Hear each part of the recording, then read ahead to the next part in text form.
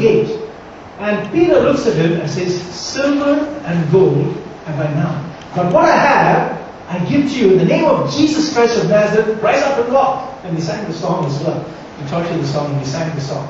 And his legs grew strong and he rose up. And then he was leaping and dancing and rejoicing. Because just think of it. From birth he was lame, but then he was healed. And what did we say here? Peter says, what I have, I give unto you. In the name of Jesus Christ of Nazareth, stand up and walk. What I have, I give unto you.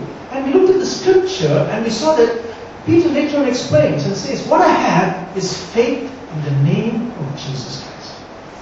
That's what he had. Faith in the name of Jesus Christ. And that's what I'm just showing here.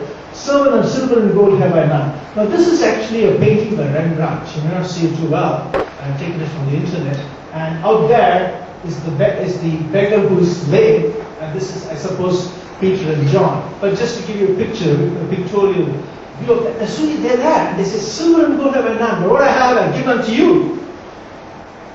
So what did Peter have? And as I said, what he had was faith in Jesus Christ. The earlier verse that we read, it says, without faith, it is impossible to please God. What did Peter have? Faith in Jesus Christ. The question I put to you is, what do you have? Do you have faith in Jesus Christ? Without that faith, it is impossible to please God. Okay? So let's move on a little bit more. In that message, I spoke about a chair. If you remember, those of you who were here, we had the chair, I put the chair there, and I said faith actually has some steps in it. Faith steps, I call it. The first, if you see a chair, you can put a chair. I think this chair looks better. What do you think? It has cushions on it. Now, if you look at a chair, the first thing you need to do is have an understanding that this can carry your weight and is good for sitting on. So the first step in faith is getting an understanding. So if you want to have faith in Jesus Christ, the first step is to get an understanding of who He is and what He has done and what's the purpose for Him. If you don't have that understanding, what is the point of having faith? It's a meaningless faith. So first we need that understanding. That's the first step. So if you come back to my chair, the example I was giving you is, first you need to know whether the chair, what the chair is all about. Okay? The chair is not for throwing on people. The chair is not for this and that. What's the chair for? So sitting on it. Okay? Next, so I put here, the first step in faith is to understand. If you look at the second step, it says, you need to believe. And for a chair, what do you need to believe? That you carry your weight. And if you sit on it, it's not going to break and fall. But you see, that is not enough. You need to go one step further. It's not enough just to believe. You need to also trust. And the distinction I'm making is very simple. I can believe that the chair can carry my weight. But I trust that chair when I sit on it.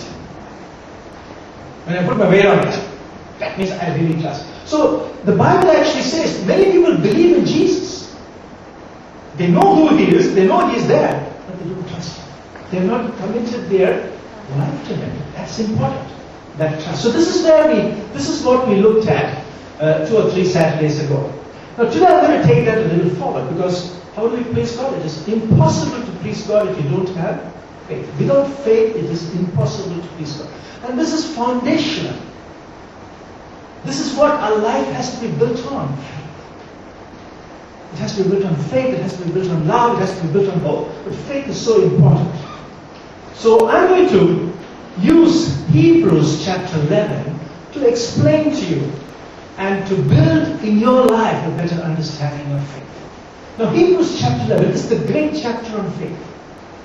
In that, the author describes how men in the Old Testament lived lives of faith. Very interesting chapter. And if you really know the historical background from the Old Testament, it's a very absorbing chapter to read.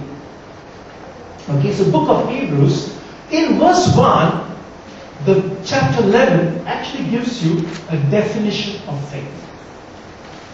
Okay? So same chapter which you have with you, Hebrews chapter 11, verse 1. So it must be the same page. What's that? 1874. So keep the Bible open there, and we'll see how we can go from there. So what is the definition? 1874. Now faith, that means what is faith? Now faith is being sure of what we hope for and certain of what we do not see. You know, in today's message, in today's passage, an explanation, I'm teaching you. Okay, it's not that exhortation, I'm teaching you. The problem with teaching is that you need to listen with your mind, not only with, of course, with your heart, but also with your mind. Is that okay? So follow what I'm saying. It says here, now faith is being sure of what we hope for and certain of what we do not see. To understand this a little better, we need to first realize that this passage speaks of the present, but not just of the present, it also speaks of the future. The present and the future. Let's see how it works out. Now obviously, what is the linkage between the present and the future? It's time. We move from the present into the future as time moves on. Alright? Now let's come back to the definition. Future, it says here, now faith is being sure of what we hope for. What we hope for is what is going to happen in the future. I hope that tomorrow, or rather on Monday morning, we get another typhoon number 8. I mean, yesterday was real bad. I was in the office and I had to leave the office only at 3 o'clock, 3:30. If it had come 3 hours earlier, I would have left at 2:30 or 1:30 or 1 o'clock. I'm just kidding. You know, I think in most organizations, they all hope that the typhoon comes in the morning, so you don't need to go to work. Isn't that right? Okay. So we hope for something in the future. I hope that is going to happen. You can't hope for something that's happened in the past. It's already happened. So I hope I'm going to lose some weight in the future. I can't say I hope I'm losing weight in the past. It's over. Okay. And that's a real hope of mine. I hope I'm going to lose some weight in the future. Sandeep, do you agree? It's a good hope to have. Okay. He's given me some hints as to what needs to be done. But it's a difficult road to take. Not very For me it is. Just try for You know what it is? He stopped having sugar and sweets. Anyway, let's not get into that road. Okay. So what I'm trying to say here is, hope relates to the future.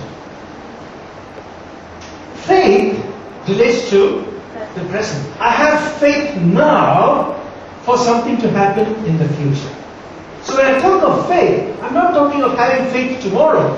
You need to have the faith today. You're believing today. You're trusting today. You're understanding today for something to happen in the future. So that's the important distinction that you have to have. Faith in the present for something to happen in the future. Alright? So, future. If you look at that verse, what we hope for, and it also says what we do not see. So all this is about the future. So faith is, I am believing and trusting today for hoping for something in the future. What I can't see in the future, but I'm hoping for that. I'm expecting that in the future. Alright, so that is what faith is all about. It's today's faith for tomorrow's hope. Are you getting that? It's today's faith for tomorrow's hope. So present we have faith. And if you look at this, it's being sure of.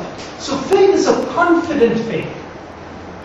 It's not a doubtful faith. Yeah, maybe yes. I'm confident. Right. So let me go on a little further. So when we talk of faith, you remember, without faith it is impossible to please God. And if you go back to Peter, he says, faith in the name of Jesus. So I'm referring here, not just a general faith, but faith in the name of Jesus Christ. So this definition says, have faith today for your hope for tomorrow.